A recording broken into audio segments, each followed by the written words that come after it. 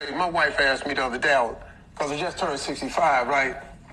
And I was talking to my wife and I said, baby, I was just kind of got a little throwed off a little bit, because even I'm human, you know, I got a little throwed off. I said, baby, I just turned 65 and I really was wanting a little bit more to be popped off by now. She said, wait a minute, hold up, Steve. Wait a minute, hold on. She said, wait a minute, let me ask you something. When you was 30, where did you see yourself at 65? I said, well, I ain't see this. She said, exactly. She said, so you can want all you want, but you need to go outside and just drive around and go get in some of your cars and see how you fly and just take a look around. And I think you'll be all right. And I went on and sat down.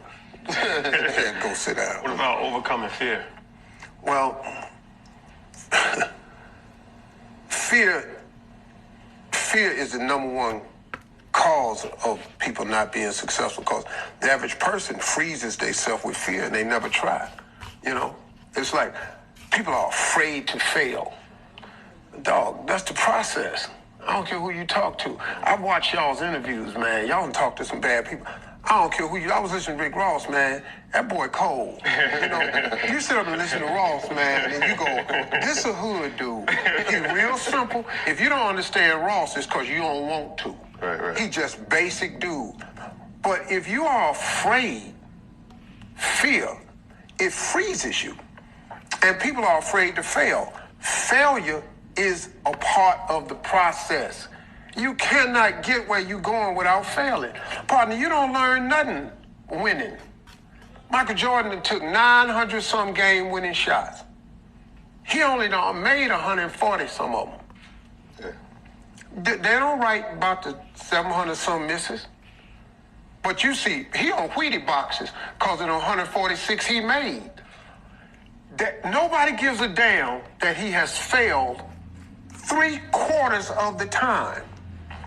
He was willing to take that game-winning shot and hoping to make it. Now, he'd have made 146. So he got a lot of rings on his fingers because he lost the fear of failure. And failure, man, is a part of the process. So you got to lose the fear of failing, man. It's just a part of it. It's the deal. The last one, having faith. Well, that's the ultimate. See, I was raised cool, man, because my father didn't go to church ever. My father was a hoodlum. He was a hard-working man, but my father was a hoodlum. He wasn't a gangster.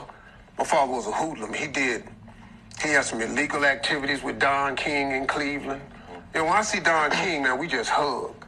Don King went to jail for manslaughter. Yeah. My father knew this dude. My father ran numbers with Don King in Cleveland. Because in the wintertime, he worked construction, so he wasn't working. So he was a number runner in Cleveland. So my first job when I was 10 years old was a paper route. And my job was not to just deliver the papers, but I had to go to everybody's house off my bike and remember where they put their numbers. Some people would put their numbers up under the fender of their car. Some people would tape it under their stairway, under their steps. The rats and stuff under that, get up there and get their paper. Some people would put it behind their mailbox. Some people would hand it to you every morning. And my father was a hoodlum. My mother was saved. She was a Christian. My mother took her to church. That combination of his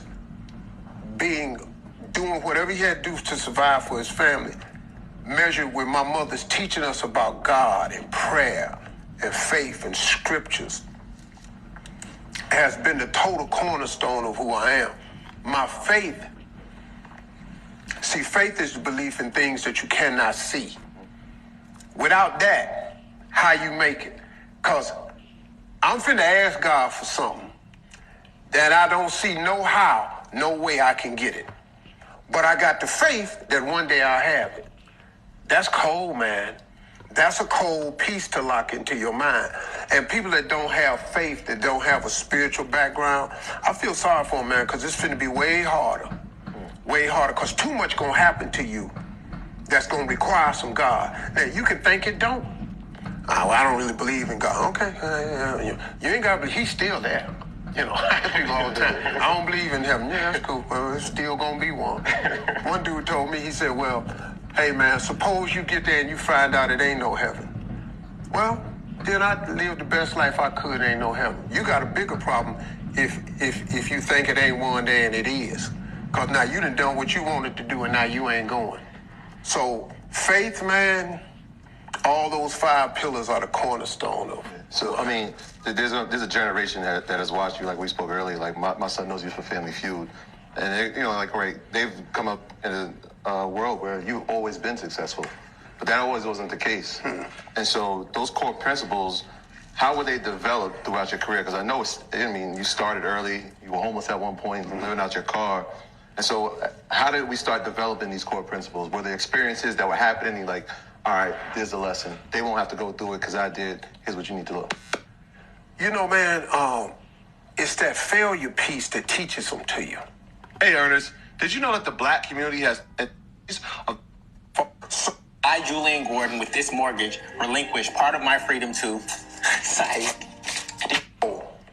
When faith is when I was 10 years old and I wrote on the assignment piece of paper what you want to be when you grow up, and I was 10 and I wrote I want to be on TV.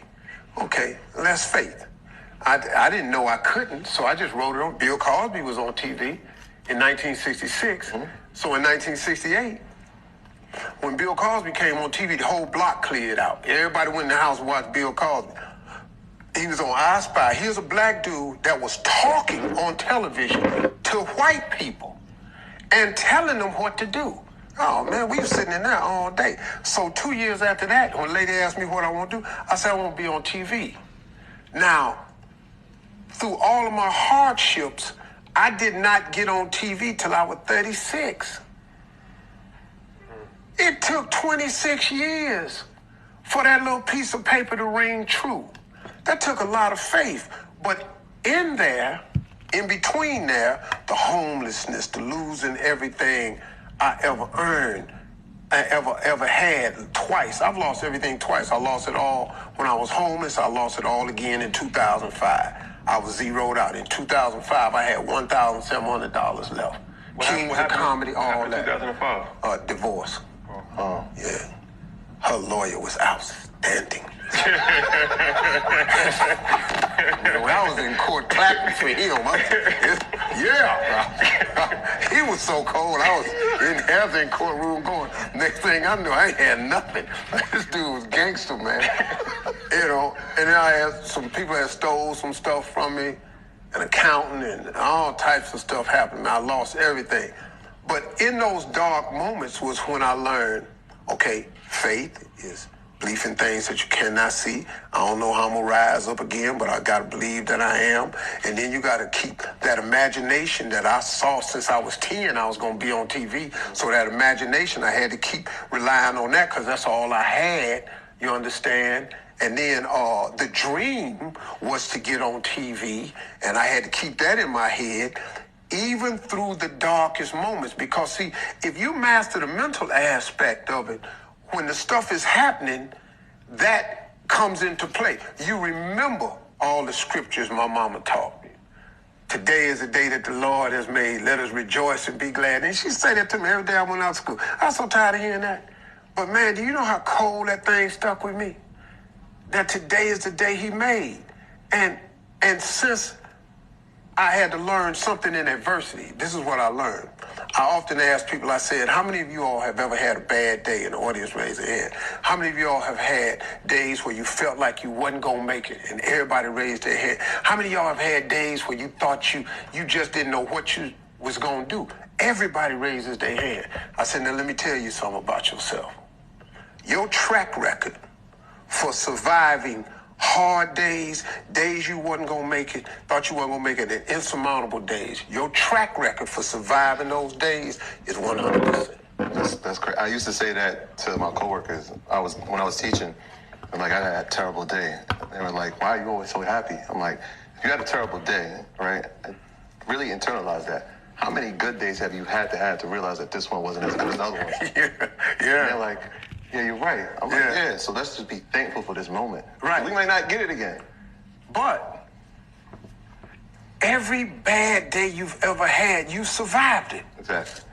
You got a 100% track record. Everybody in here, everybody watching, got a 100% track record of surviving funky-ass days. Everybody. So now, once I know that, when them funky days come, I'm rest assured that even if it lasts for a week or two, 6 months, I'm going to survive it. Because if he wake me up in the morning, man, that's a clear sign to me that he ain't through with me yet. So I feel like I'm almost out of it. And eventually you're going to get out of whatever it is, you know?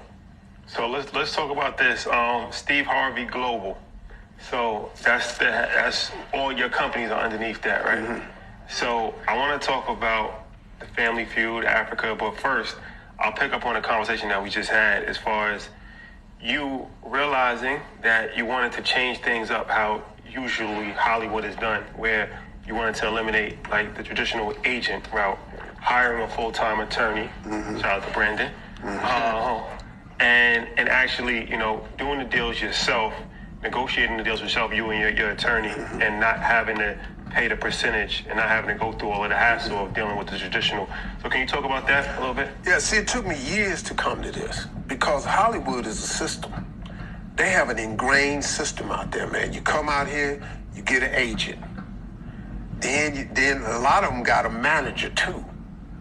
And then when you sign a contract with a Hollywood attorney, they 5% of your contract for the duration. So if you sign a 5-year deal, they get 5% of your money for 5 years. And everybody falls into that deal, man, because they lock you in. And then what's crazy, what I found out is not a lot of agents that's beating the bushes to procure you employment. They simply list you on their roster, and when somebody wants you, they go online, and your name is under this agency's roster, and they call these people. Now, because they picked up the phone, now their ass is in for 10%. Now, when they come in for 10%, then you want to go do the deal, they pick up their phone and call their favorite lawyer, who is their boy, who they work in conjunction. Steve, we got the guy that's going to cut your deal. You so busy being happy to be on TV, you say, okay, cool, because you don't have that lawyer normally. And now, right there, you 15% of your money gone. Now, if you real stupid, you got a manager. Well, who is this dude? That's some dude that's usually your homie that you started out with, and you make him your manager. Now, he can be anywhere from 5 to 20%, depending on how you cut your deal with him. Now, you're looking up at your money, man, and you could be out of anywhere from 15 to 25 to 30% of your money off the dribble. Before taxes, anything. You ain't got nothing. So if you make $1 million, 300,000 of that is gone. Yo, man. And you're doing it in California. Yeah, and then you gotta pay taxes. Bro, and now you got that franchise tax. That's 7%. So now you sitting up here going, then the government, they want 40. Now you sitting up here, man, 70% of your money gone. And that's real, man. That's real talk. That's why, man, Hollywood is the land of illusion. Most of us, man, are not making what y'all think we making. We just not, man, because we in that system. And it's not just cause you stupid or nothing. It's just you get caught up in the system. So as the years went by, and I'm just not getting free of this, you know what I mean? It took me a long time to figure it out. So I said, wait a minute, man. So I had this lawyer that was doing some deals for me with a business I had. This guy named Brandon Williams. And he was black. And he was with this huge law firm, an acquisition merger firm, right? And he used to come up to Chicago and do deals for me. And I just liked him, man. So one day I was sitting up, man, I was watching Godfather. And I was watching my favorite movie, man. And Tom is the consigliere or whatever that name is for the family, right? But he's not Italian, and he's not a made man or nothing. But he cut the deals for the Godfather. And I was sitting up really watching that movie, one of my favorite movies. I said, man, that's what I need. I need a Tom, somebody to just cut my deals. So Brandon Williams, some years ago, we hooked up, and I just approached him one day. I said, man, you ever thought about doing something else? And he said, no, I'm really good where I am. You know, but that's cause, you know, you in the system too, bro. So just let me talk to you for a little bit. And we talked about it. I said, man, I'm gonna travel. I'm gonna travel the world, man. I'm finna be global. I'm gonna be I'm gonna take my brand and spread it across the world. I ain't gonna just sit here on United States TV. I wanna go be global. I said, man, we can travel, we can do this. And he said, and then he went home and talked to his wife. And like we often joke about how much smarter our wives are than us. And y'all don't get to see them in the background, but them women, man, because they know who they really are. She said, it's a no-brainer. And he had a conversation with his mom, who's a lawyer. And next thing you know, he came back and we formed a relationship. And it took me some while to get out of some of the contracts I was in. But after a while, as contracts was ending, I got rid of the lawyer. I said, hey, man, you read that paperwork and tell me what it says. Because the only section I can really understand is compensation. Once you type in the word wince, I get lost because I don't know how to. Now I'm reading the Bible now. Whence furthermore. That's why my Bible is the New Living Translation, because I need just regular English words, man. Because once you say furthermore, whence, hence after, I'm out. So I got him, and then slowly but surely over the years, as contracts would expire, I would take the lawyer out of this, take the lawyer out of that. And then I got smarter, and I said, I don't really need an agent. You know, I got some agents that do, IMG does some stuff, like we in partnership with Miss Universe and stuff, and that's a whole nother story. But we in business with some stuff, and I'll allow you to package the deal for me, but that's between you and the network. But as far as now, in my life now, nobody. Ain't nobody getting 10, ain't nobody getting 5. I found a way to just keep them out. And you know, that ain't bad business, man. Why would I?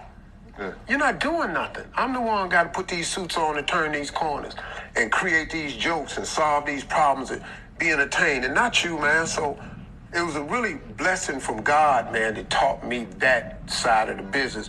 And it's brought a lot more of the money to my side of the table. And so when you do things like that, it obviously allows you to pay more to the people that you have.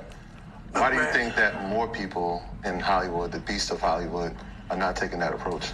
Well, I just think, man, you get caught up in the system and it's comfortable and it's easy. And, you know, look, man, you got to look at some of these big boys out here. They making so much money.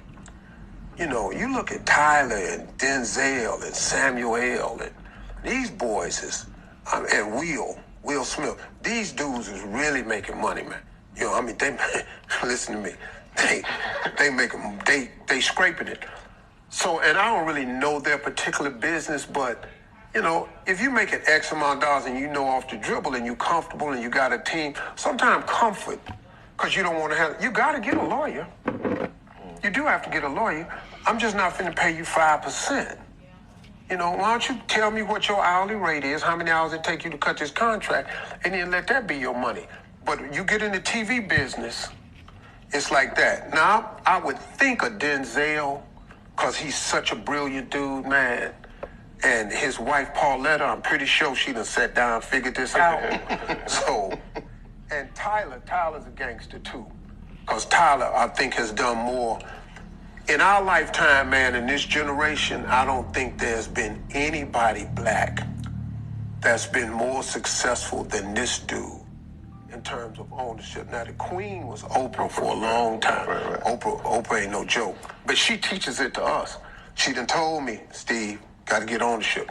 That's Tyler's whole mantra. But I think what Tyler finna do of late gonna change the game. He's finna go past everybody. So just really quick. So even like the shows that had your name as a title. So we had the Steve Harvey Show, which was on WB, and obviously you had the Steve Harvey Show on NBC talk show.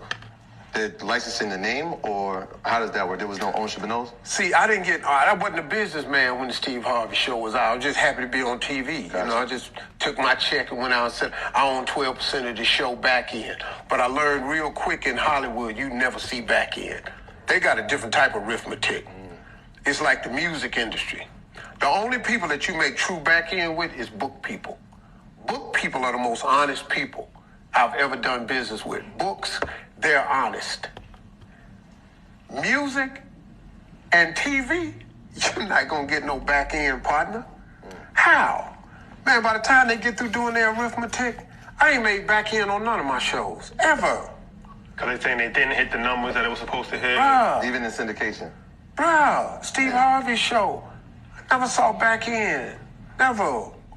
It's just crazy, man. So I started figuring that out and I went, okay. You know, my business with Fremantle, which is one of the best companies I've ever dealt with, they're very honest and forthright. But when I signed a deal to do Family Feud, you know, look, man, Family Feud was a 20-year franchise. And they had ownership and they couldn't get, I was going through tax problems back then. I just wanted a check. So I took the check. Over the years, I still couldn't get ownership, but since I can't get ownership, I tell you what, though. I might not have ownership, but you're gonna feel like I'm one. And so we've negotiated really nicely with them. I mean, you're the longest running host in the history of the show. And it's the #1 syndicated show on earth. Well, speaking of Family Feud, so you have an unprecedented deal with Family Feud where you actually produced the show in Africa. Yeah. Which I believe is #1 in Ghana and South Africa. Mm-hmm. So talk about that. Well, that was funny, man. I was sitting up one day. I was in Botswana at the Diamond Council thing, which is another business I was interested in. So I was over there at the Diamond Council conference in Botswana. And I picked up the phone, I called Brandon. And it was just one day I was sitting there, man, and I saw this facility. I said, man, you know what would really be funny? To do Family Feud in Africa. So I picked up the phone and called Brandon, because the thing I love about Brandon is he don't never ask me, how we going, because he don't know I don't want to hear that. See, the important thing about people around me that I hire, when I have a vision and God show me something and I call you and tell you to do it, don't start telling me why it won't work. I don't want to hear that. I already know it's going to be hard to do. I already know it's going to be obstacles. I don't want to hear that. I want you to show me how we can do it. So I picked up the phone. I said, Brandon. He said, yeah, man, what's happening? I said, man, I'm in Botswana. Man, how is it? I said, hey, man, call Fremantle. I want to do Family Feud in Africa. He said, okay, tell me what you want to do. I said, I want to do the show Family Feud in Africa. Hey, man, let me know what they say. Click. And I know I threw him into something. But this dude, man, he don't call me back with no excuses. Do you know, man, as long as we've been together, this brother's never given me a single excuse. Because that's one thing I'm really... I don't do excuses, man. Please don't tell me an excuse. That serves us no good, an excuse. I don't do excuses. I've never given anybody excuse. When I make a mistake, I just eat mine. I don't do excuses. So please don't tell me your excuse. Brandon Williams has never given me an excuse. He got on that phone. I said, Brandon, how's it going, man? He said, man, I'm working on a couple things for you, H. Okay, cool. Next thing I know, he said, hey, man, there's a way we can do it. We can buy the international rights. I said, okay, buy them. He said, well, it's going to be a little cost. That's okay. Just go buy them. He cut the deal, and he bought the international rights to South Africa and to Ghana. Then I said, okay, B, let's go over here and make TV. He went, okay. And next thing you know, he went over there, and everybody told him, this was in, what month was that we started talking? That was probably April, February. Told him in February, March, and they say it would take a year and a half to get this set up. That was in February. In November, we was taping. Because Brandon, no, what you talking about? We're going to get on TV now. And so I go to Africa, and we're over there, and their mouth is open because they couldn't believe it. Wait a minute. You're a major TV star in the United States. You're going to come to Africa in our studio and shoot this show? Yeah. Oh, you're a host? Yeah. I host the show. Yeah. Because ain't nobody going to do it like me, so let me go on. How long did that take to do the season? Or how many episodes did it? It's 26 episodes because they do a weekly show. It's like an American TV season is 22 episodes. weekly. That's an American TV show. They wanted a full season. We gave them 26 episodes. In Ghana, and 26 episodes in the U.S. in South Africa. How long did that take? Took about a month or so to get it all together. It was a lot of, because now, man, we got to get questions that's unique to South Africa. And Poland. Because I'm asking people questions. I have no idea what this answer is going to be. Because I was there to say, what's your favorite dish in Africa? Bunny chop. The hell is that? Bunny chop. You looking up there like... And I'm looking at dude like, that was fried chicken, clearly. Has to be the number one answer. And they were saying stuff like, pop. Pop? The hell is pop, dog? All this stuff was on the board. So it was really funny. And then it was a language barrier because the accents, there's 2,000 languages in Africa. And you got tribes coming in as families, man, dressing up, and they speak in English, but they have heavy accents to me. But I'm the one everybody understood them except me. I'm the one with the accent.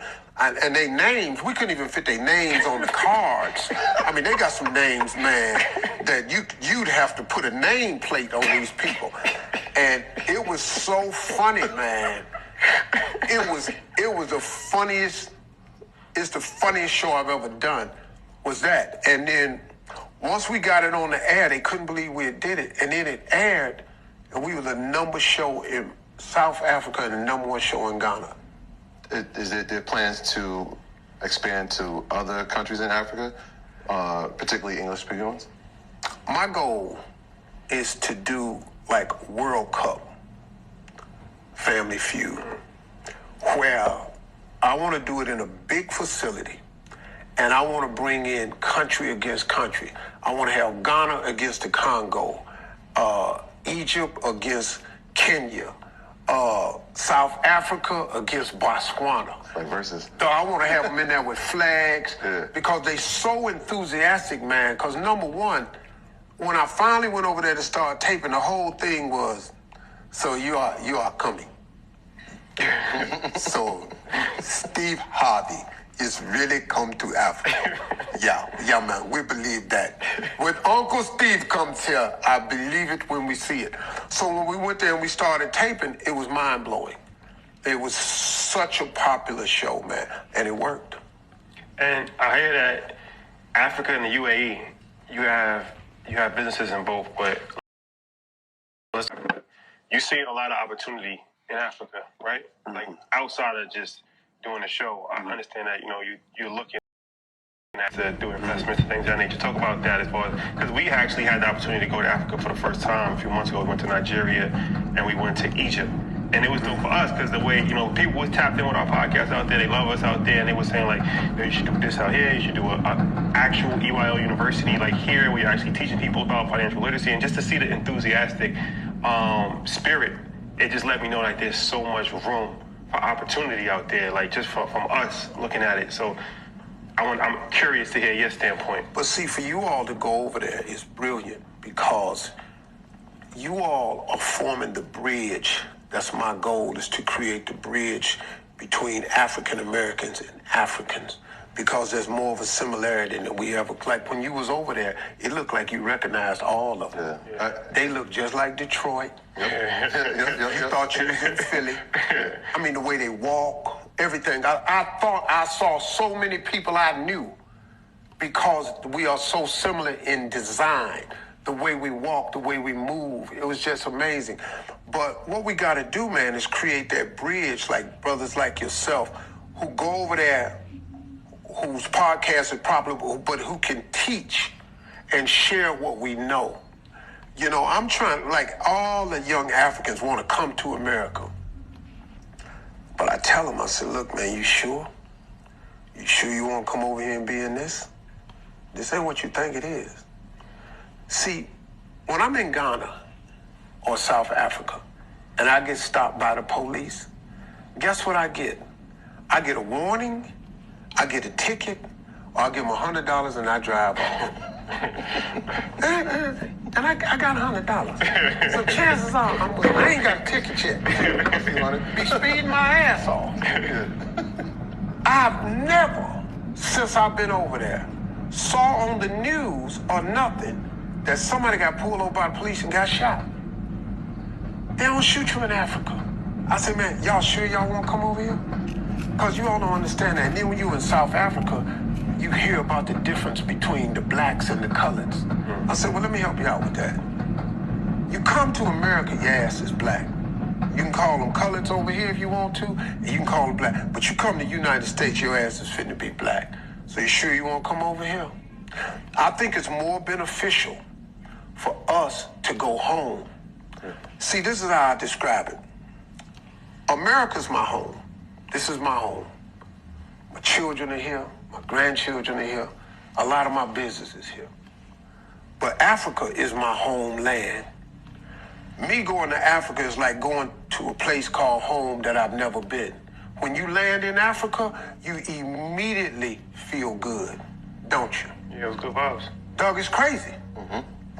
Because you home. Doug, this is where you from. Your feet belong on this soil. We was ripped from there.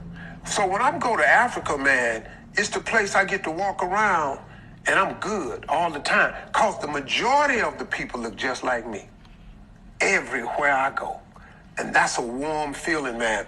And if I could take what we've learned over here as African Americans and share that with them and empower them, that becomes great. But I think what people don't understand is how rich of a continent Africa really is. Do you realize, man, it's the only country in the world that don't have to import nothing. You probably know Vistaprint for business cards. Yeah, we print that. But did you know we also print that, and that, and that, and that menu? And that's embroidery. Yeah, we... They don't need your food. They don't need your energy. They don't need your gold. They don't need your diamonds. They don't need your coal. They don't need your uranium. They don't need your platinum. They don't need nothing. Africa is the only country in the world that they don't need your oil. They ain't got to import nothing, but they've been over there just raped. Colonialization, the Dutch, the Portuguese, the Spanish, the French, the Chinese, they just over there just raping them, man.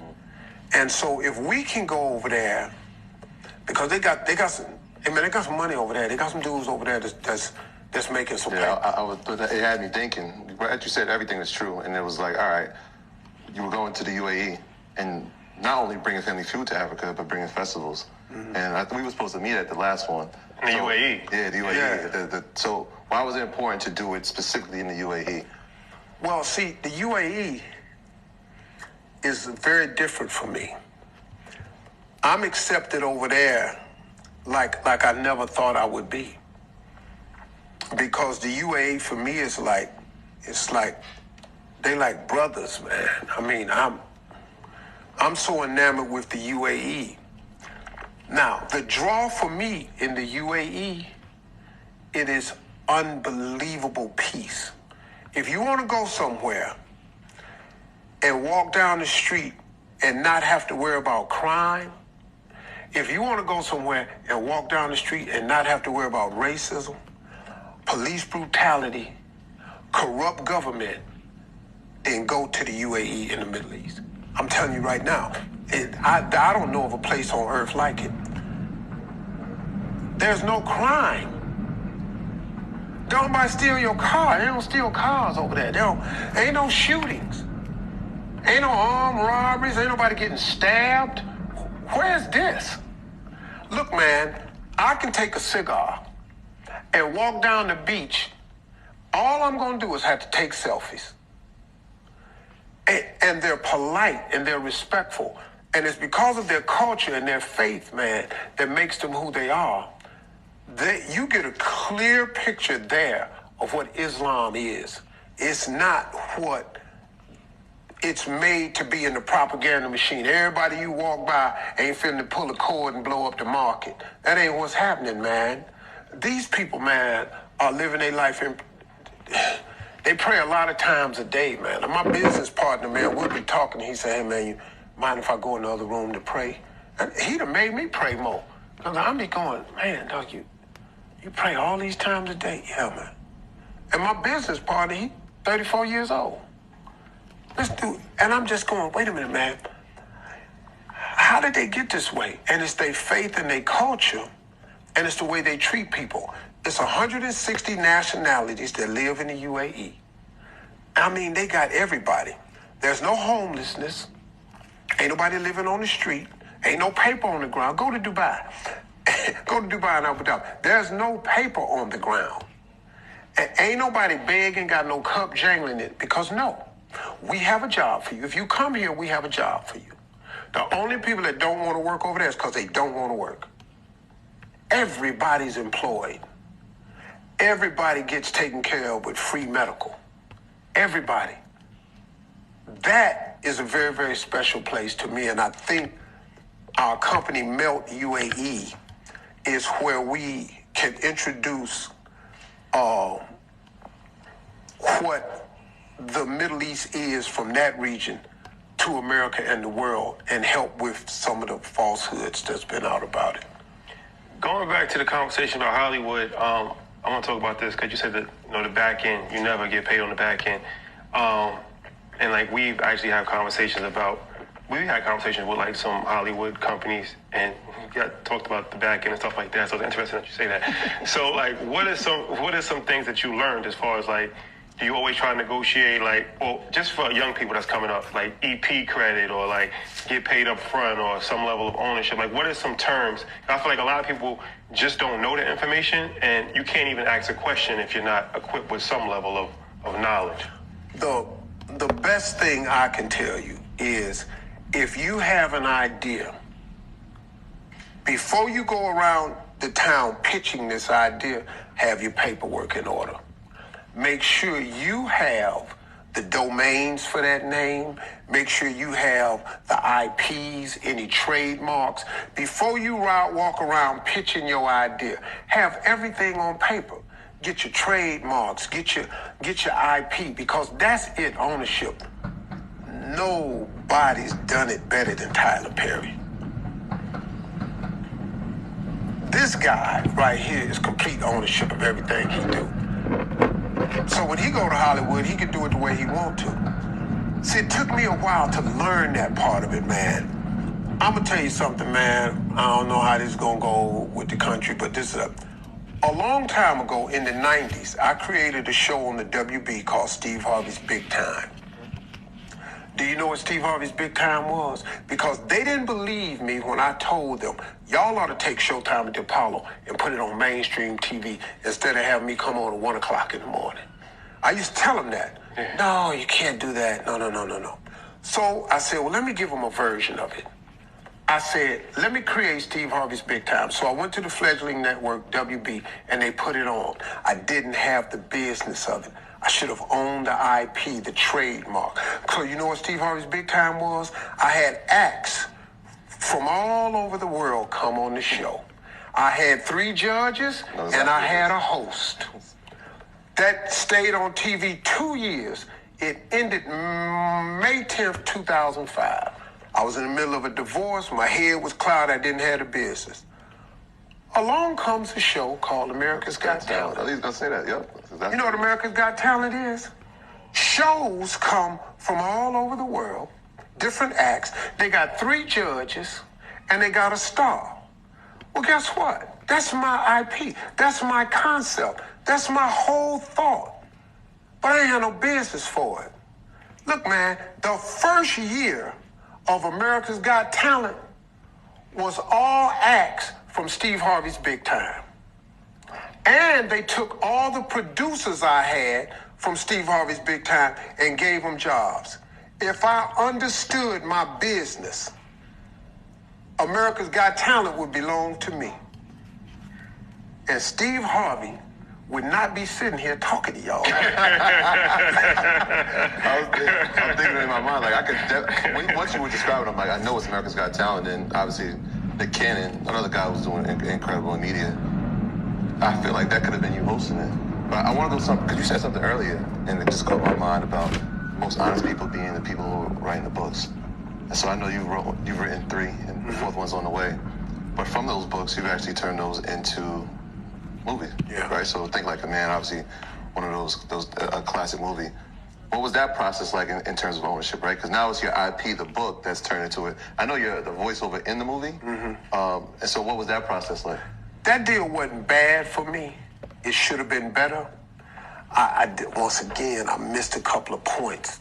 Now, the book, completely mine. Yeah. I've made more money from that book, man. I can't even tell you. And I still get checks. They still send you a check. I get paid every April 1st and every October 1st. And I still get checks from the book. I don't even have to check on it. The book business is honest. I'll give you an example. Like when I go to a book signing and I got to fly there or get a hotel, if you're in the record business, they take all that, they put surcharges on it, they charge it back against your deal and your record sales. They don't do that in the book business. Whatever your book sales is, whatever your percentage is, that's your check. Whatever it costs to promote it, that ain't got nothing to do with you. So the book business, I found to be very, very clean. Back in for other stuff, man. Now, when I went to the movie, it was a tough time for me because I was in a lot of tax trouble. So I took a big check from Sony for the rights, and then I made back end points on the movie. I did, but I could have done better. Did they have you involved in the process of actually creating it and producing or not? No, that was mostly Will Packer. Yeah. They asked me a couple of questions. They asked me what I thought of Kevin Hart, and I was sitting up here going, I mean, the little dude is cold. Yeah. He wasn't who he is now, right, at that time. But I knew right away, that dude right there, because he was putting the work in. Kevin was putting in the work as a young stand-up.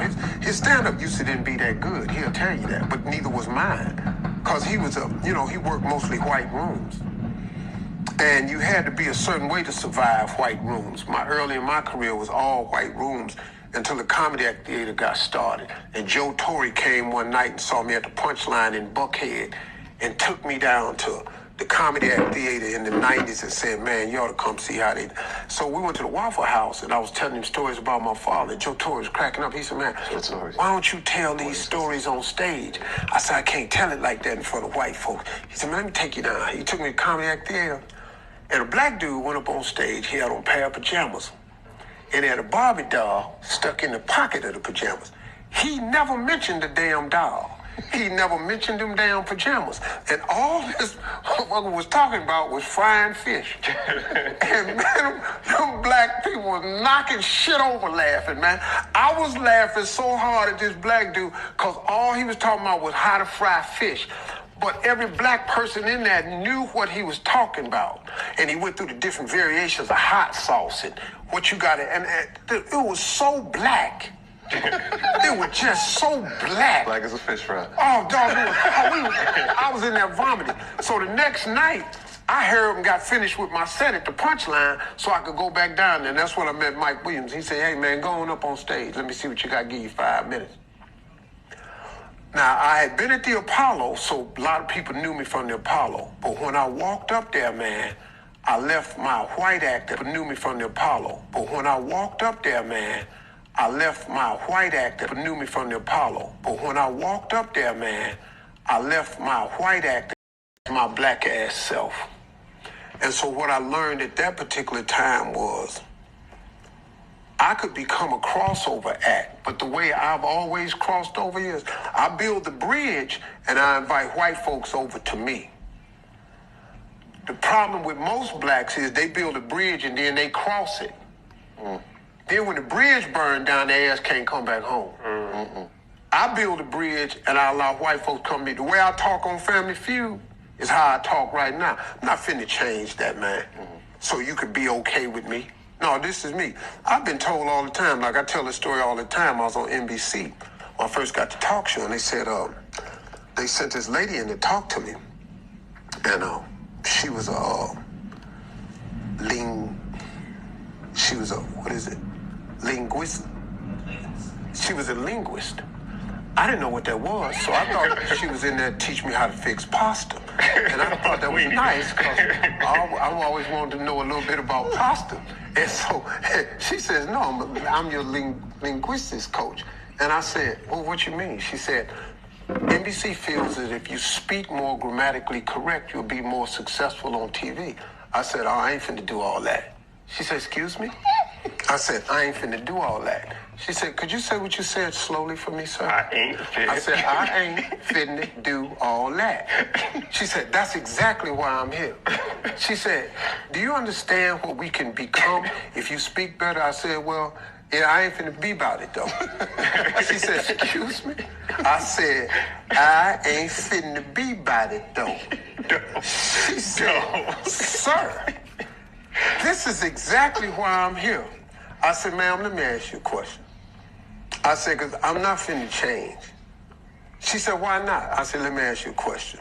Which one of these sound better to you? I am broke or I'm is rich? I said, see? Now, you talking to me, but I'm is rich. I'm is rich now. I'm already rich. So, where you finna go with this? Man, that lady packed her stuff up. She said, this black son of a bitch. I know she wanted to say, you black ass bastard. She packed that shit up and walked out of there. And I tell that to people all the time, man. Said, bye, Felicia. Because I'm not, dog. I ain't finna do that. I'm not changing. So when did it actually, because you were saying you had financial hardship, 2005, and you still was making some mistakes, but we're in your state now, so obviously things changed dramatically. Dramatically. So what was the turning point? What was the turning point from, making mistakes to actually going on a skyrocket? I know, man, that this gonna sound like cliche-ish and corny, but a woman was the difference maker in my life. My wife. When I married Marjorie, man. 2007, 2009? 2007, we got married. It changed the game for me. Because for the first time in my life, I was at peace. Because she made me good with who I was. She kept telling me, you're a major TV star. Don't believe this here. Steve, you look good. You can do this. You're talented. You're the best. And I had a peaceful home. I had never had a peaceful home life before, man. I was coming home. I wasn't sitting in the car looking at the door for 3 hours, scared to go in there. You probably might have been in something like that before. No. I ain't saying... Fortunately enough. Well, fortunately, no, but you never know. Faith, man. Your faith, yeah, I know. But you're going to sit in that driveway. Even if you're happy. If you piss her off, you're going to go sit in that car, dog. Because at least I can lock these doors and roll these windows up in this car. But if I sit in this house, I'm here. So, I'm happy about that. But I was in a horrible situation. And this woman came along and gave me peace. Peace is priceless, man. And I was able to think clearly for the first time. And so I was able to start seeing stuff. Now, I got in a huge tax situation in 2008 because my divorce was in 2005 and my accountant had gotten in cahoots, and next thing you know, my accountant died and a girl that worked for him called my lawyer and said, we have a problem. She had found on the floor all my tax forms for 7 years signed and with the checks stapled to them. So I'm thinking, I done signed and I done stapled the checks. Well, they were cashing the checks, keeping the money, and not turning in the tax form. So your account, that's when we interviewed Fat Joe. Similar situation. He went to jail for that, actually, tax evasion. So your accountant, you were signing the check. Oh, so you didn't know who the check was being made out to? Oh, to the government. So how did they cash it? Well, they didn't cash it. They took the money out of the account that matched the exact, because I wasn't watching it like that. So you just see 100,000, 100,000, 600,000 Yeah, you looking at deducted. Yeah. So I'm thinking it's the check. Little did I know, it was some people taking the money out. For 7 years? For 7 years. How much money did that? I ended up owing $22 million. Wow. $22 million with the penalties. So now, listen to me, man. Me and my wife in 2008, I get the call. And the way I found out was, my lawyer called me and said, hey, man, we got a problem. You haven't paid taxes in 7 years. said, man, what are you talking about? I paid tax. I've been writing the checks and all this here. Oh, man. He said, this woman found your taxes in your accountant's office on the floor. Every tax check I had written and every was stapled together for 7 years, quarterly taxes, all of it. So he said, man, that's tax evasion. You can go to prison. And I said, what are we going to do? So he said, hold on, man, let me get some lawyers.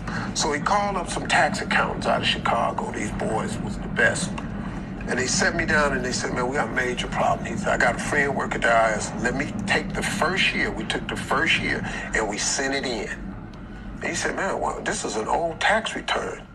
He said, man, we got a problem. He got more, but he didn't know it.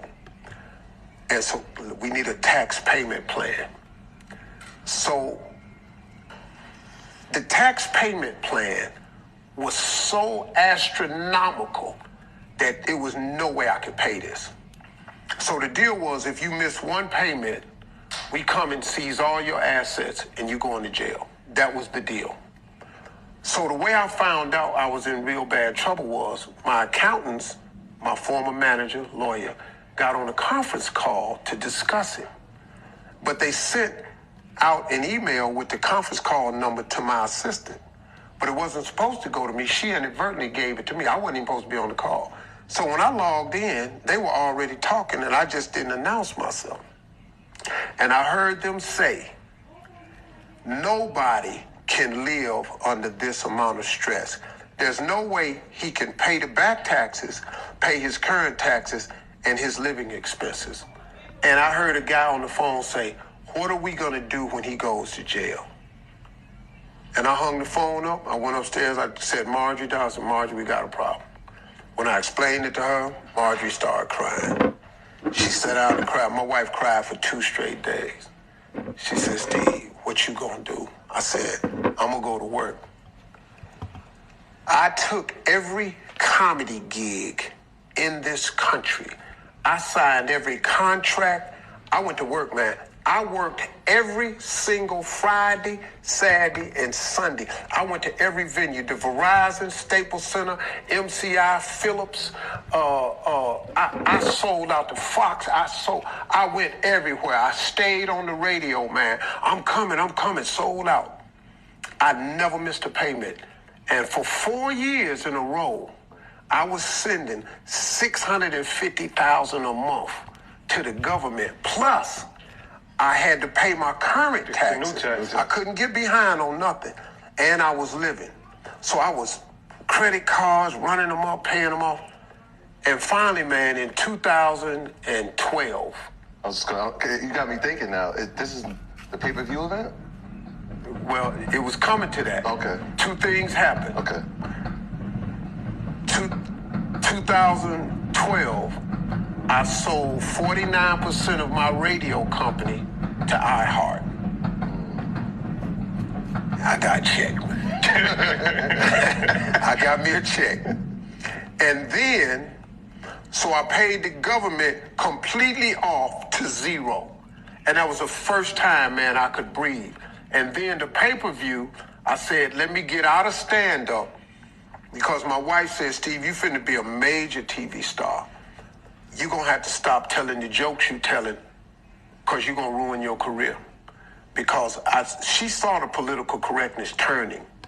And so she said, Steve, you can stop if you want to. I said, baby, I can't ever stop telling jokes. It's who I am. She said, well, okay, but you got to watch what you say. And all of my TV shows are sponsor-driven. The radio is sponsorship-driven. I said, man, let me get out of this because I need time to go do more TV. And so I did one last comedy show, but I did it on pay-per-view. And little did I know, for $8, you could watch my last show. I had no idea how many people was going to tune in for that. Okay. I made a lot of money. It was the biggest single paycheck I ever made. And next thing you know, I was back. Hey, Tyler, about that house. Hey, I had me some money, man. I was back. Yeah, I had a nice nut sitting over there. I said, I'm back, man. And then things, and after that, man, it was all because my wife had this vision for me and she could see it, and that was the turnaround. But, so the account, you say he died? Okay, you guys, so these are the rhinestone nails. The glue that I used was makart rhinestone glue and some 8mm stones. So I'm gonna end the live here and I'll come back.